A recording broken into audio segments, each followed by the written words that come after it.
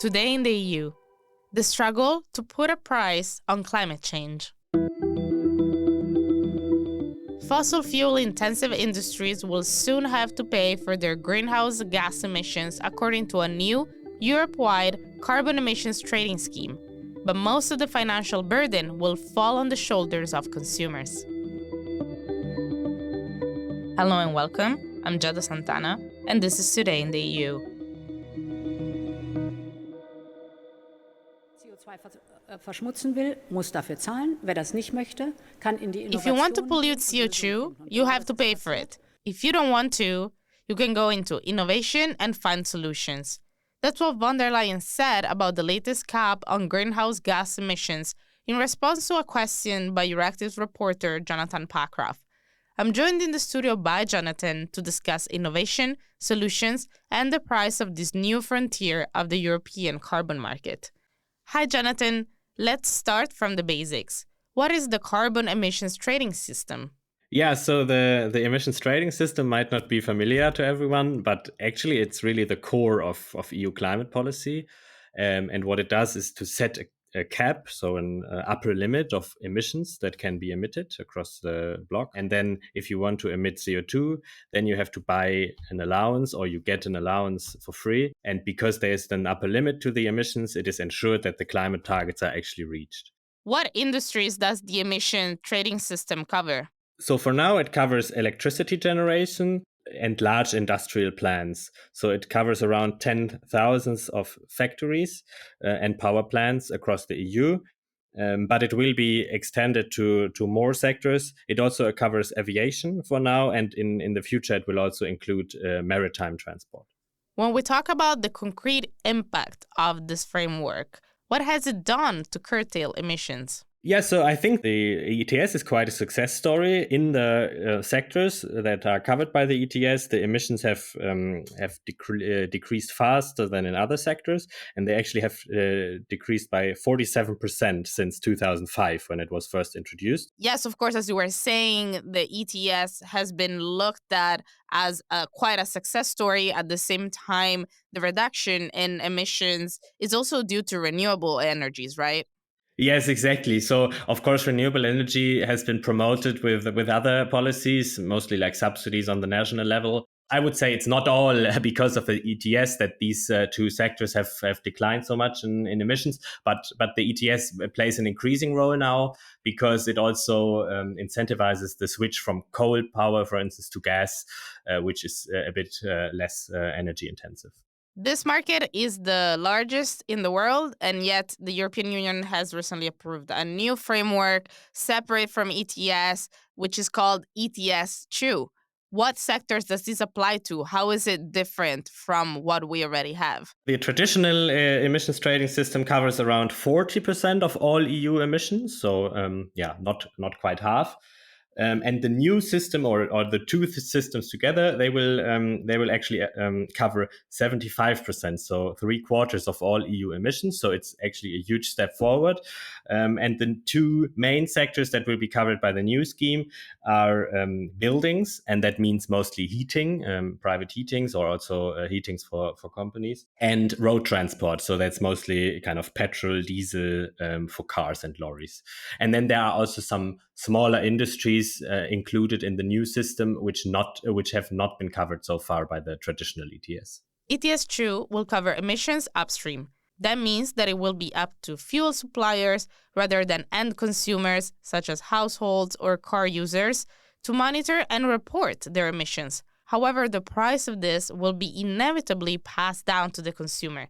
What are the estimates when it comes to the impact on the general public? So, of course, it is oil companies or gas companies, for instance, who have to pay the price, but then they will just put it on top of the regular price that you have to pay for petrol and diesel, heating gas or oil, because it aims to disincentivize the use of fossil fuels in heating and road transport. The question, how much will it put on top of prices, is actually quite difficult to answer because it's a market system. The prices are not immediately clear. There's no known level. We don't know exactly what the price surcharges will be, but there are some estimates, and they go from around 100 to about 300 euro per ton of CO2, which is already quite a substantive increase. For instance, for petrol, it would mean a 50-cent price per liter.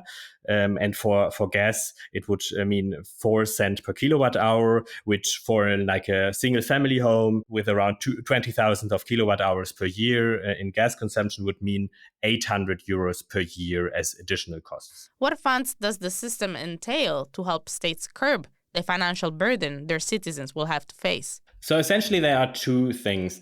One is that the EU aims to keep prices low. They said the price should actually not exceed 45 euros per ton of CO2, which is around 10 cents per liter of petrol. And they included some mechanisms to ensure these prices. For instance, there will be a bit more allowances put on the market in case that the price goes over that limit. But then a lot of experts say these measures will not be sufficient and it will still lead to prices as the one that I mentioned, around 100 to 300 euros, because there is such a high demand for emission allowances. So essentially the prices will become higher than the 45 euros.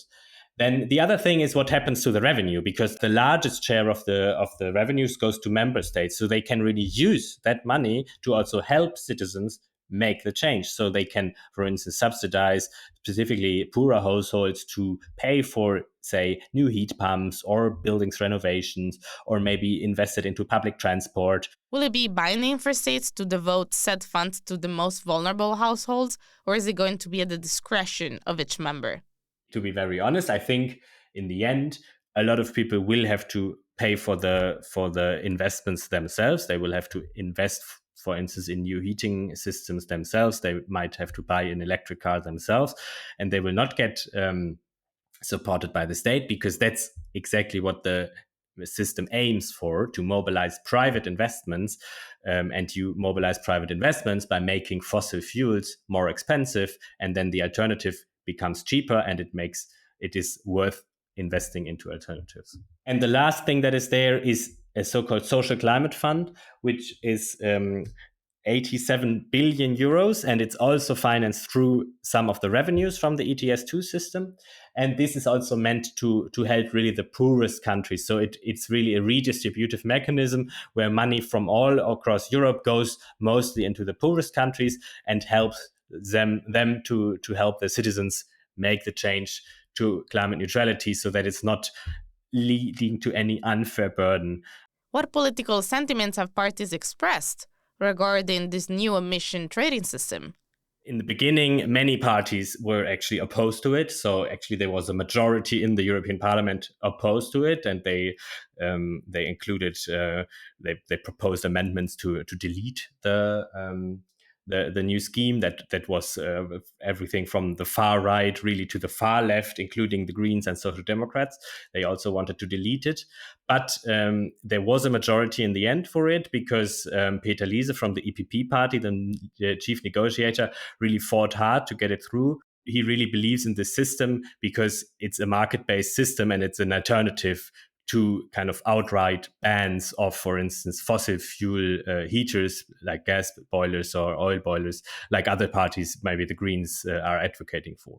Looking at the other side of the coin, opposite to sustainability, competitiveness, how will the closest European trading partners be affected, and what actors in the industry will face the most challenges? Yeah, so I mean, for the traditional emissions trading system, it's really the carbon intensive industries that are mostly affected. So think about things like steel production or cement production. If you think about trade, then of course, the problem is if you want to export something, like if you want to export steel or maybe a product that includes steel, like a car, and you have to pay a carbon price, then of course, this gives you a disadvantage. Before we get any further, what does a free allowance mean? Essentially, the market works with the overall emissions as allowances. So the number of all of emissions is the number of allowances, and some of the allowances are auctioned. So companies have to pay for them. That's mostly in the power sector, for instance. In the power sector, you have to pay for all allowances. But in the industry sector, and especially in these industries which are in international competition, like steel, for instance, they get a lot of their allowances for free. So this is a free allowance. You don't have to pay for it. And then now the system has also been revamped on how many allowances you get for free, so that it still is an incentive to reduce emissions, because if you then don't need all the emission allowances that you got, you can still sell them at the market price. So you still have this incentive. But then again, for companies, it's of course less direct of an impact, and it's maybe a bit vague whether it makes actually sense for them to have huge investments into decarbonization when it's a bit unclear what they will gain out of it. And they will be phased out. Yes, exactly. So free allowances will be replaced by something new, which is called the Carbon Border Adjustment Mechanism, CBAM. If you want to import something to the EU from outside the EU, where you don't have to pay the carbon price, then you have to pay the carbon price at the border. So essentially, it's a tariff. The Commission would not call it a tariff because that's a bit of a dirty word, but it is essentially a tariff where you have to pay based on the emissions that your product has caused somewhere else in the world. Can you make an example for us? For instance, if you want to import steel from the US or from China, where you don't have to pay a carbon price, then you would have to pay the carbon price at the border as much as you would have to pay if you would produce the steel in Europe. What CBAM is trying to do, boiled down really simply, is target the danger of carbon leakage. That is when industries relocate part of their supply chain abroad to curb down the quantity of greenhouse emissions they emit in Europe. Do you think that CBAM will be efficient against this phenomenon? Yeah, we don't really know yet because, of course, it's a new scheme. So I guess we will have to wait and see a bit. But one thing is very certain is that it doesn't cover exports. And that's a problem, for instance, for Germany, because Germany, of course, has a very export dominant industry. And so it produces for global markets. And CBAM only helps to so-called level the playing field, so ensures the same conditions for all, but only within the European market and not for export. So if you want to, for instance, export steel to somewhere else in the world, you might still compete with other producers who don't have to pay the carbon price. But then in the end, CBAM is also meant as kind of an incentive, or it's hoped that it has the effect that other countries will adopt similar carbon prices. And we have seen these kind of effects that other countries, because of CBAM, have started looking into carbon pricing schemes themselves. And of course, this is exactly what the EU wants, that not only Europe has a carbon price for its producers, but that it is adopted globally. Right. ETS, ETS2, CBAM are complicated acronyms, but simply put, they're a crucial part of the EU effort to respect its vow to carbon neutrality by 2050. What do you foresee as the scenarios ahead as the European trading system heads into uncharted territory? For now, the prices are quite low, or comparably low. They have been higher in the past. They have been at around 100 euros per ton of CO2 in this traditional ETS, so the one for electricity generation and industries. And now they are at around 70 euros. So it's not as high as it was in the past. But because the number of emission that are allowed under this scheme will decrease in line with the targets to reach climate neutrality, the price is expected to go up, and it will probably be around, it's, as I said, not always easy to predict how high the prices will be, but some experts expect prices from around 100 to 150 euro in 2030. And then, of course, going further down the timeline, it will be even higher, and at the end of the day you couldn't emit any CO2 anymore. But then a new question arises of how to deal with negative emissions, because the argument is not all industries actually can reduce emissions completely. For instance, cement, it's very difficult, or also lime production. So there the question is, if you can't reduce your emissions to zero, what can you actually do in the future? And the idea that, for instance, Peter Liese, who is from the EPP, the center-right party, and was the chief negotiator for the last revision of the ETS, he advocates to include negative emissions into the ETS as well, so that you would create new emission allowances based on negative emissions. So if you take CO2 out of the atmosphere, for instance, with technology like direct air capture, then you could create new certificates that would allow other companies to emit CO2. I'm Jada Santana, and this was Euractivist Today in the EU podcast.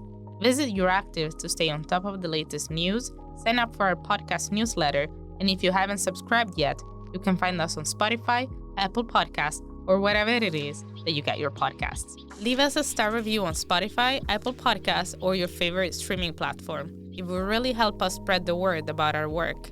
This episode was produced by Miriam Sanz de Tejada, Nicoletta Yonta, and me.